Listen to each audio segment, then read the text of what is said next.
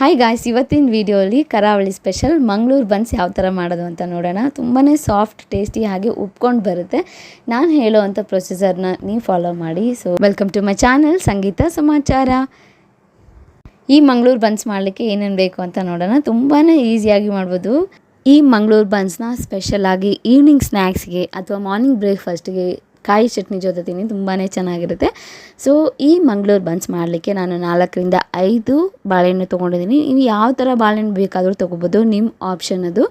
So ಇದನ್ನು mixie ಮಾಡ್ಕೊತಾ ಇದ್ದೀನಿ ಎಲ್ಲನೂ. ಸ್ವಲ್ಪ ನಿಮಗೆ ಎಷ್ಟು ಸ್ವೀಟ್ ಜಾಸ್ತಿ ಬೇಕಂದರೆ ಸ್ವಲ್ಪ ಜಾಸ್ತಿ ಸಕ್ಕರೆ ಹಾಕಿ, ಅಥವಾ ಮೀಡಿಯಮ್ ಬೇಕಂದರೆ ನಿಮ್ಗೆ ಎಷ್ಟು ಬೇಕು ಅಷ್ಟು ಕ್ವಾಂಟಿಟಿಯಲ್ಲಿ ಸಕ್ಕರೆ ಹಾಕಿ ಬ್ಲೆಂಡ್ ಮಾಡ್ಕೊಳ್ಳಿ.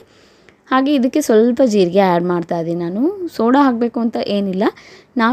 ನಾನಿಲ್ಲಿ ಮೈದಾ ಯೂಸ್ ಮಾಡ್ಕೊಂಡು ಮಾಡ್ತಾ ಇರೋವಂಥದ್ದು. ಮೈದಾ ಇಷ್ಟಪಡದೇ ಇರೋರಾದರೆ ಗೋಧಿ ಹಿಟ್ಟನ್ನು ಯೂಸ್ ಮಾಡ್ಕೊಂಡು ಮಾಡ್ಬೋದು. ಇದನ್ನು ನೈಟ್ ಪ್ರಿಪೇರ್ ಮಾಡಿಟ್ಕೊಂಡು ಫುಲ್ಲು ನೈಟಿಂದ ಮಾರ್ನಿಂಗ್ವರೆಗೂ ಬಿಡಬೇಕಾಗುತ್ತೆ.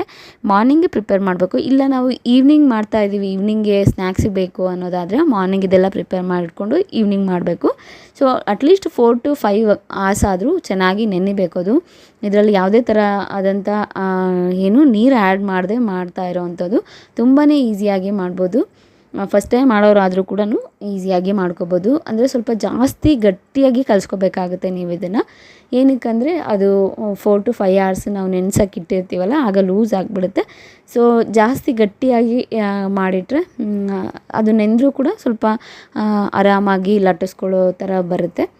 ಇಲ್ಲಾಂದರೆ ಮತ್ತೆ ಕಷ್ಟ ಅನಿಸ್ತದೆ. ಸೊ ಈಗ ಪೂರಿ ಥರ ಸೈಜು ಯಾವ ಥರ ಪೂರಿ ಮಾಡ್ತೀವಲ್ಲ ಅದೇ ಥರ ಪೂರಿ ಸೈಜ್ ಮಾಡಿಕೊಂಡು ಸ್ವಲ್ಪ ದಪ್ಪ ಇರಬೇಕು. ಬಿಕಾಸ್ ಎಲ್ಲ ಉಬ್ಕೊಂಡು ಬರಬೇಕಲ್ಲ, ಅದು ಸ್ವಲ್ಪ ದಪ್ಪ ಲೇಯರ್ ಮಾಡಿದರೆ ಚೆನ್ನಾಗಿ ಅನಿಸುತ್ತೆ. ಸೊ ಈ ಥರ ಫುಲ್ ಹೈ ಫ್ಲೇಮ್ ಇದ್ದಾಗ ನಾವು ಪೂರಿಗೆ ಹಾಕಿದರೂ ಕೂಡ ಉಬ್ಕೊಂಡು ಬರುತ್ತೆ. ಅದೇ ಥರ ಹೈ ಫ್ಲೇಮ್ ಇದ್ದಾಗ ಇದನ್ನು ನಾವೇನು ಲಟ್ಟಿಸ್ಕೊಂಡಿರ್ತೀವಿ ಹಿಟ್ಟನ್ನು ಹಾಕಿ ಮಾಡ್ಕೊಳ್ಳೋ ಅಂಥದ್ದು.